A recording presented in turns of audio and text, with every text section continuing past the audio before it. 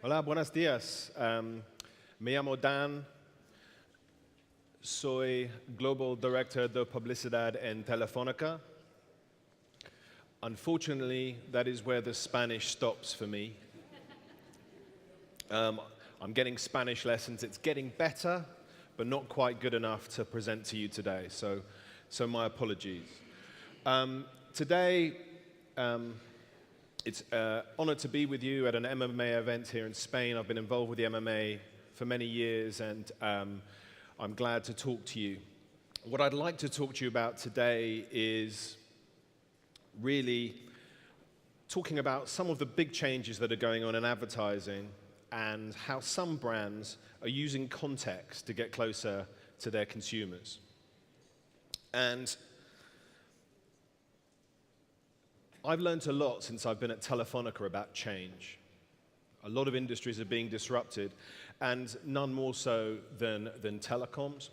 And when you look at Telefonica, 30 years ago, it experienced a revolution in its core business, and it had to change from a landline company into a mobile network operator. And today, where we have 300 million customers globally, and have metamorphosized into one of the largest in the world. But 30 years later, there's been a new revolution, and the digital revolution. So we've had to transform ourselves again into a digital telco. And I'll give you some examples. So whether that's utilizing our machine-to-machine technology to help connect some of the world's most connected vehicles, like Tesla, whether that's using our remote monitoring technology in e-health to be able to connect hospitals in Peru to lower readmission rates in hospital by up to 47%, or our dynamic insights company called Smart Steps, where we take anonymized data and we're able to understand how people move in urban environments and rural environments to help businesses make smarter decisions. And of course, Wira, which you may know, which is our world-famous startup accelerator where we have 10 academies in 12 countries, helping to disrupt not just our own business, but also other businesses. But clearly, it's not just telecoms that has been disrupted. Advertising has been disrupted massively, and we're all going through change. I believe that we've entered the age of context, and in the age of context, it's had a profound effect, not just how we buy media, but also how brands can tell stories in those media. Context has always been very central to how brands tell stories. If you go back to the first media like radio in the 1950s, when you wrote advertising, when you wrote creatives, you knew where your customer was. On radio, they'd be gathered around their radio in the living room listening. Then radios moved into cars. Suddenly you had drive-time radio, new ways of telling stories. And so it evolved. So context has always been at the center. Now, in terms of understanding how brands tell stories and the different business models that dictate it, I thought I'd use an example like this of telenovela. Does everyone know telenovela? No, no one admits to watching telenovela. Okay, I understand that. But it is a great example of commercial television. And it's great because it's a little cliffhanger before each ad break to bring you back. It's an oh my God moment at the end of each episode to bring you back the following week. So you have more eyeballs watching TV, you have more money for each ad spot, and effectively you're making more money for the media companies and you're increasing shareholder value. This is a very successful business model. Are there any fans of House of Cards here? That's more like it. Okay, yeah, so I'm a big House of Cards fan as well. House of Cards is a great example of non-commercial television. Netflix, where people pay a monthly subscription to watch each month. So there's no oh my God moments. There's no cliffhangers to bring you back because people consume this in a different way. In fact, the stat that I was astounded by, on day one of season 3 of House of Cards, it occupied 45% of internet bandwidth in the US. 45%, basically from one TV show. And that was from binge watching. People just watch the whole episode at once. I'm sure there are plenty of people here who do that as well. But in 2015, people are obsessed by one thing, and that's their mobile phone. Does anybody recognize this at all? This, no one. This here, I don't know if this is a laser. This is a mobile lane in Chongqing in China. So you walk on this lane to make sure that you don't injure yourself or other people as you walk down the street. And this is the fast lane where you can walk without worrying that you're going to injure yourself. I guess the main point is that this is where people's attention are. This is where the attention is. If you're always fighting against the attention of the mobile phone. If I do an okay job today in my presentation, you'll probably just look at your phone 3 or 4 times. And that's a microcosm of life, whether that's with our children, whether that's with our bosses, whether that's with anyone who we're with. We're always competing for attention from the mobile phone.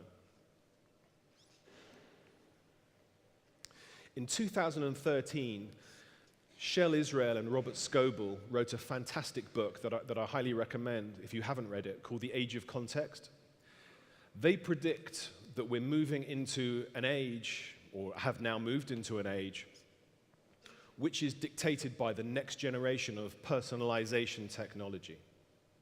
And mobile will unlock social, data, sensors, and location to revolutionize the relationship with people, objects, and the world around us. And some of this personalization technology will know us better than some of our closest friends. Now, mobile is now, but we don't view it as a channel. I think in the digital age, it brought us programmatic, and in the digital age, it allowed us to move from targeting people through channels to targeting audiences. But with mobile, there's so much context around individuals that we can actually understand what it's like to be that individual at that moment. So we're not so much targeting you, we're having a conversation with you, we're communicating with you.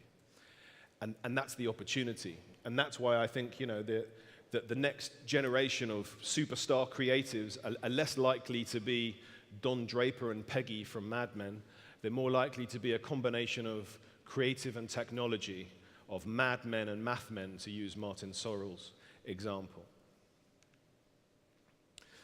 So, I thought I'd share with you some statistics of how we see Latam and how we see, which is a region that's very important to Telefonica, and how we basically see the developing markets next to the developed markets in places like Europe and the US. Today, I think Latam is certainly feature phone first, and we recognize that. And it's important for any brand to realize the difference between a feature phone first market and a smartphone first market. But that's changing, and by the middle of 2017, we expect smartphones to overtake feature phones. So very exciting things are happening. But also it's important to remember that there's a lot of counterintuitive statistics that are coming back on how advanced these developing markets are and how in some areas they're actually overtaking the more developed markets. Would you think that it would be Mexico or the USA that would have the biggest proportion of smartphone users, I'm not saying it's more, I'm saying of proportionally of how many you have? Would you say that it would be Brazil, or would you say that it would be Germany? Would you say that it would be Argentina, Mexico or Spain, or would you say it would be Spain? When you can see what the figures are there, you can see that, again, it's not what you would expect. A lot of these evolving markets are starting to overtake the more developed markets. There's also been a revolution going on in shopping, and we can see how people are using their mobiles in store as well.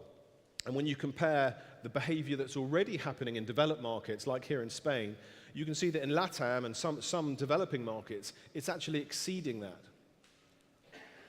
Similarly, not just how you compare prices in store, but also how you communicate with your friends and loved ones in the store about what you might buy in that store. That's also changing as well.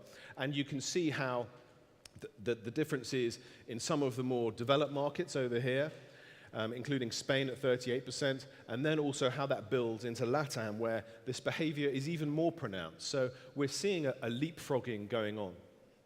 Now, a lot of you may know Mary Meeker from KPCB. We love her. She's the poster child of mobile stats and mobile advertising. And what Mary talks about always is the amount of Me?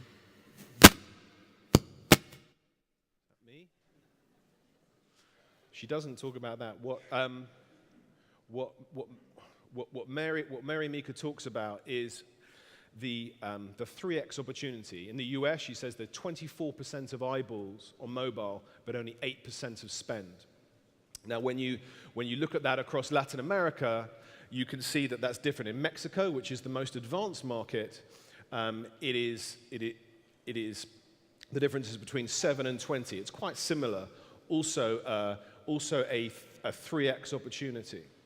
But when you actually look at the other markets, you can see including Spain, you can see what a massive opportunity it is. So if you only have 2.7% of spend here in Spain, and you have 25% of eyeballs, you can see it's almost like an 8 or 10x opportunity. It's even bigger. So we're expecting a big correction there in the years to come. So what I thought I'd do is talk about 3 rules that I think brands can look at for how they can use context to get closer to their consumers. Now, we've all seen how the center of our universe has changed. Some of you may know Maslow's hierarchy of law, where we need food and water to survive, and how things have moved on, and actually now we need internet and we need a charged battery in order to be fully fulfilled. And smart brands have always been great at responding to these human needs.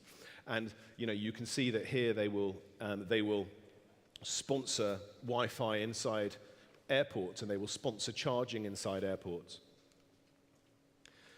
But this is then backed up by this enormous trend that's going on about the consumer's hunger for megas, consumers' hunger for connectivity, and it's getting bigger and bigger. I'm sure we've seen from the great presentations this morning, the hunger for things like video and for rich media is growing exponentially. And we know, because we're a carrier, that approximately 25% of people will come to the end of their monthly data plan. And what happens when they come to the end of their monthly data plan is that what they do is they defer that activity over to Wi-Fi. So they won't interact on the go. They'll wait till they're either at home or they're at work. This can happen a lot. So we think that this is a big opportunity for brands. We think it's the next universal utility brand experience for brands to be able to basically pick up the tab for their customers' data. We think it could potentially be as big as 0800 numbers. What we've done here for Bradesco Bank in Brazil, the biggest national bank in Brazil, we provide free access to their mobile banking app. And since they introduced this, they've had a massive increase in the amount of people who are using it. And we're having a lot of interesting discussions. And we're also looking for other beta partners in various territories in Europe and across Latin America. It's been so successful, they're now running TV ads to tell people that it's free to use their mobile banking app. It's a real utility. We're really adding value here. So that's rule number 1. Connectivity is the new need. The second is really about data. It's about the quality of data. If you'd have run a contextual ad many years ago, it would have been about running a press ad, and around your press ad, you'd run it in a relevant editorial creative. Obviously now, as things move on, it's about having the right kind of data that underpins your digital campaign. In order to do that, we believe that you need to have authenticated data. That is, in order to run the best campaigns, data needs to be authenticated. When it's authenticated, you know that you're reaching the right people. If you don't have that, then you can give people potentially irrelevant advertising, irrelevant stories. So, we think that if you capture that kind of data incorrectly, then there's that ability to serve the wrong kind of content. And as a telco, clearly, it's very important because we have a direct billing relationship.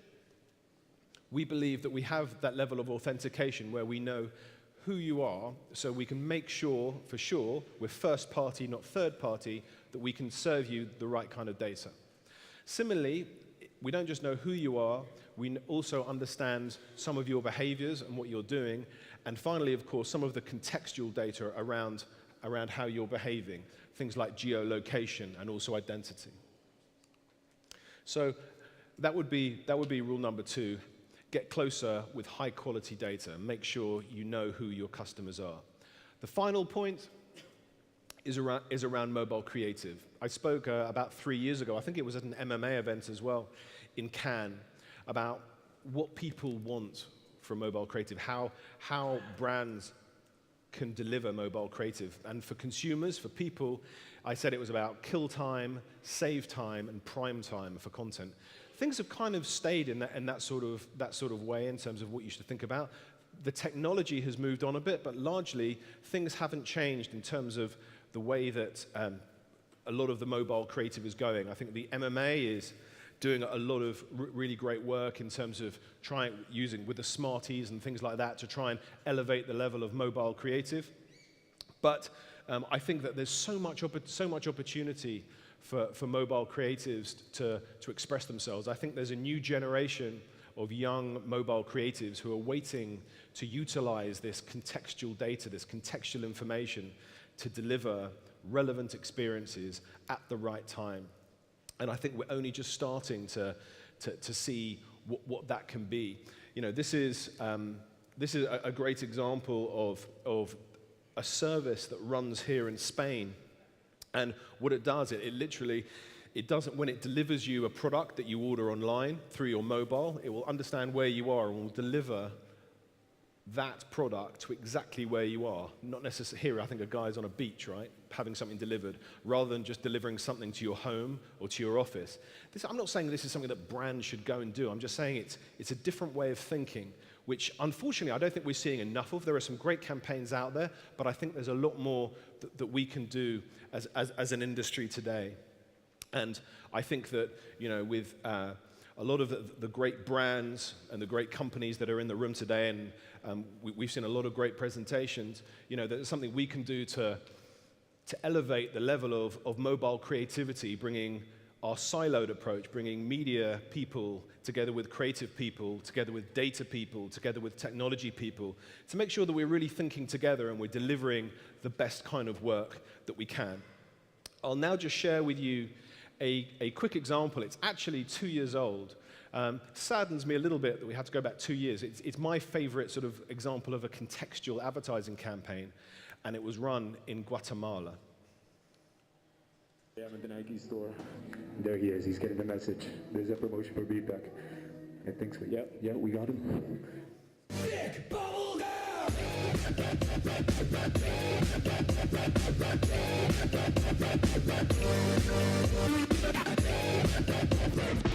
Meatpack is the trendiest shoe store in Guatemala, a brand known for its edgy, cutting style and a store known for its unique discounts in limited edition kicks including brands like Adidas, Nike and Reebok.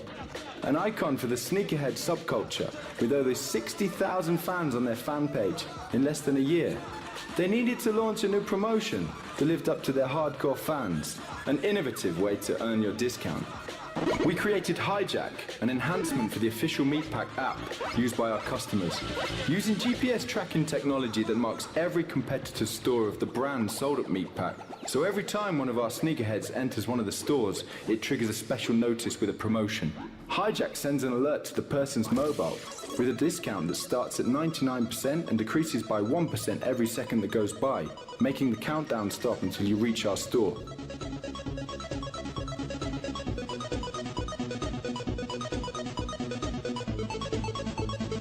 More than 600 customers were hijacked from the competitors in a week. One customer, Pedro Rodriguez, got a record-breaking 89% discount. This is the first promo campaign that started the sale in the competitors' stores. I love that campaign. It's just a great example of using contextual information, contextual data, and delivering it in a kind of fun way. Again, it's a shame that we have to go back 2 years to find something as great as that. I'd love to know if anyone else has any brilliant campaigns that they know of for contextual creativity as well. Just to summarize, I guess from our perspective, connectivity is the new need. We think it's the new universal utility brand experience for brands to pick up the tab for their customers' data to allow them to use more internet and not have to worry about their monthly bills. Secondly, we think that there's an opportunity for brands to get closer to their customers by making sure that they're using high-quality data, authenticated first-party data, to make absolutely sure that they know who they're talking to. And finally, on the creativity front, with all of the great and the good of the Spanish mobile and media industry here today, let's try and focus on getting together our media teams, our creative teams, our technology teams to unleash this contextual data to elevate the level of our creativity. Thank you very much for listening. We're already lucky enough to work with some of these brands that you see already, and we're running betas in selective market, and we'd love to hear from you. Thank you very much for your time.